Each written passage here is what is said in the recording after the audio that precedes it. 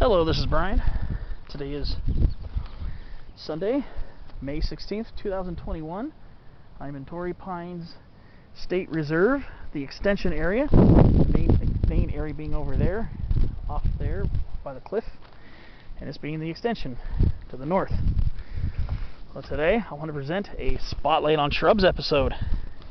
Today I want to focus on a plant found in coastal sage scrub and maritime chaparral near the ocean, and sometimes in foothill chaparral at low elevations. Today I want to focus on Cneoridium dumosum, which is known as Bushrue or coastal spice bush. The coastal spice bush or Bushrue is a member of the rue family, the Rutaceae. Not surprising. So it's a relative of oranges, citruses, and rues. It is known as a small to medium-sized evergreen, sometimes semi-deciduous shrub. Sometimes it'll shed some leaves in drought, but it's generally evergreen. And it's got these really narrow leaves, very narrow, tiny, almost linear leaves. And they're punctuated by these little tiny berries. And if you look really closely at them, they're kind of dimpled like a miniature orange. So yeah, they are not super far off from being related to citrus species. Now, a word of caution about Bushrue. Some people might develop a contact dermatitis after contacting this plant because of its essential oils might cause some people to get a rash. And I think it's a type of phytophotodermatitis, I believe is the term. And I believe it's when you're exposed to light or sun or something, it'll come out.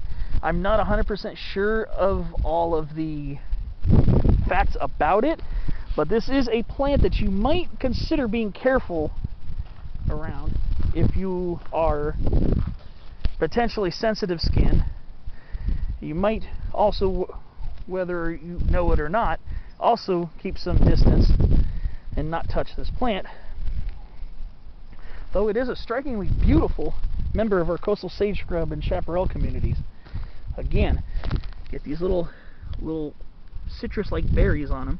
The citrus fruit, like an orange or a pomelo, lemon, is a berry, and these are berries as well, botanically. And in spring and summer, these plants can be completely covered in these berries.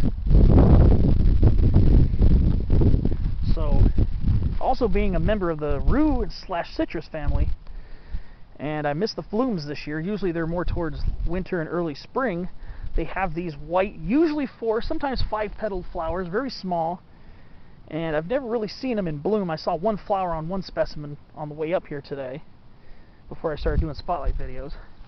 And they're supposed to be very fragrant, like citrus blossoms.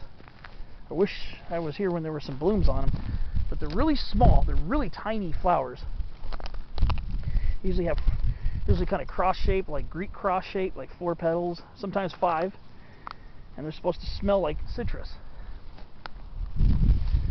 So this plant is a relatively narrow endemic species. It's mostly found from Baja California through chunks of San Diego County, mostly in the coast, but sometimes also in the foothill areas. I've seen it as far inland as Jamul, along the McGinty Mountain trail, which is past just east, I think southeast of Cajon. So you'll see these relatively far inland, but at very low elevations. I don't believe that this plant has a very high cold tolerance, but apparently if it grows as far inland as Cajon and even further, it probably has a relatively decent heat tolerance.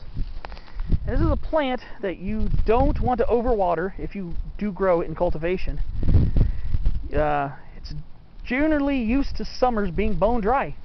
Here we maybe average about 11 inches of rain a year, most of it in the winter. You might get a little fog drip from the marine layer that might condense on the leaves and drop to the ground.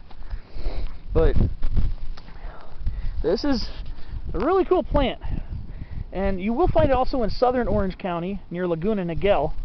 A good place to see it in Orange County is the Seaview Park along Talavera Drive in Laguna Niguel. You'll see this plant in the coastal chaparral over there as well. And its bark, well, like I said, I'm not going to reach in here too far because I'm not going to chance it. But the bark is kind of light grayish color. You can kind of see a little bit of it. And it seems to have a lot of little lumps on it. Kind of lumpy. Maybe lenticels or something. And it's a relatively open to quite dense shrub. And usually they don't get super tall. There are a couple specimens here in this park that are, a couple of them that are actually a little taller than me. But usually anywhere from 2 to 5 feet is pretty typical for Cneoridium dumosum. I'm not sure what Cneoridium means in Greek. It's Cneoridium. So there's a silent C at the beginning of the name. And in dumosum refers to its shrubby habit because it's a shrub and quite a small one. But this one sprawls out. The older specimens will sprawl out quite a bit more. There are quite a few of them that spread out really nicely, like this even more mature specimen here. You can actually appreciate quite an intricate branching pattern of this plant. You can see some of the old berries on it. And then when they start getting older and sprawling out like this, they end up losing some of their dense, their characteristic dense, tight, pushy form. And can become quite attractive architecturally as well.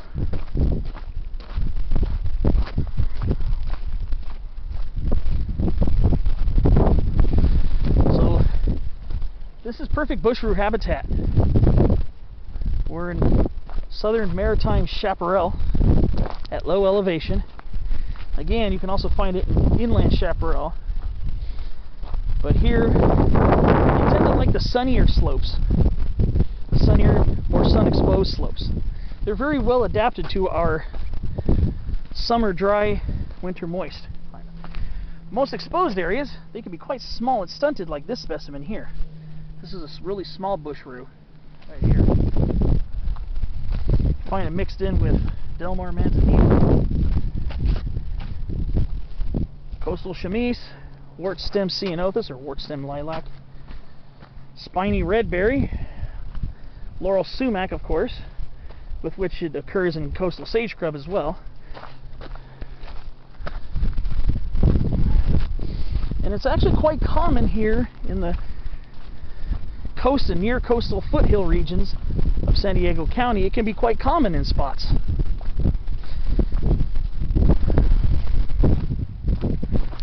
So it's always good to take some time to appreciate the intricate architecture of this shrub, which outside of its narrow ecological niche, you're really not going to find it except in botanical gardens, perhaps.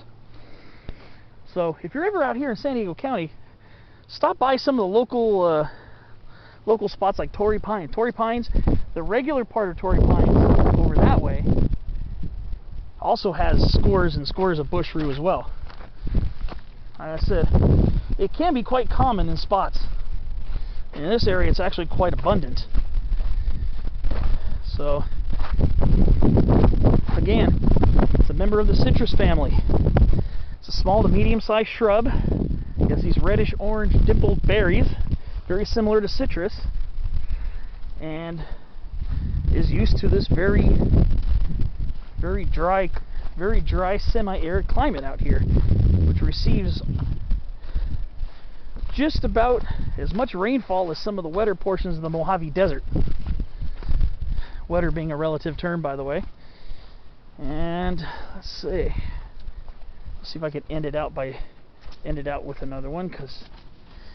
So again, Baja California, Cismontane, San Diego County. Cismontane meaning the west side of the peninsular mountain ranges. Maybe southwestern Riverside County, I'm not sure. I'm not sure if it's found by Temecula or not, to be honest with you. I doubt it,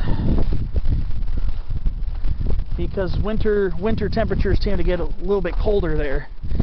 But I have seen, like I said, I've seen it as far inland as McGinty Mountain in the Jamul area.